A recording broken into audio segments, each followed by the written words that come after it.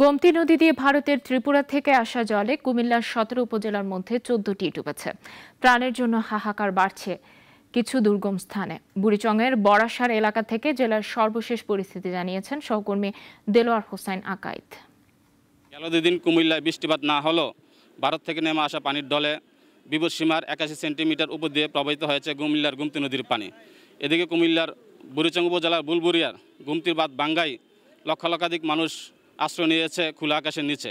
বাঙ্গা অংশ দিয়ে পানি প্রবাহিত হয় এই উপজেলার নতুন নতুন এলাকা প্লাবিত হয়েছে। এদিকে সদর উপজেলা বুড়িচং বাউনপাড়া দেবিদ্বার হুমনা তিতাস মেঘনা সহ ১৭টি উপজেলার ১২২টি ইউনিয়ন বন্যায় প্লাবিত হয়ে পানিবন্দী হয়েছে প্রায় ১০ লক্ষাধিক মানুষ।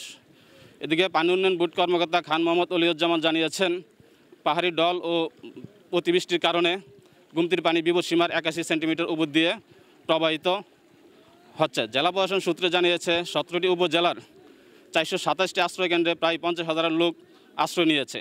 সেখানে ব্যবস্থা করা হয়েছে শুকনো খাবার, প্রস্তুত রাখা হয়েছে ২২৫টি মেডিকেল টিম, ৩৪০ মেট্রিক টন খাদ্যসহ প্রায় ১৫ লক্ষ টাকা তাৎক্ষণিক দেওয়া হয়েছে।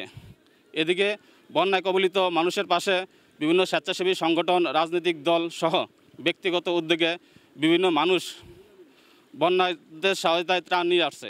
নৌকা বা স্পিড বোট না থাকায় তারা প্রত্যন্ত অঞ্চলে গিয়ে ত্রাণ দিতে পারছে না। ফলে ভুক্তভোগী বা না খেয়ে অনাহারে অর্ধাহারে দিন কাটাচ্ছে প্রত্যন্ত অঞ্চলের বনবাসী মানুষরা।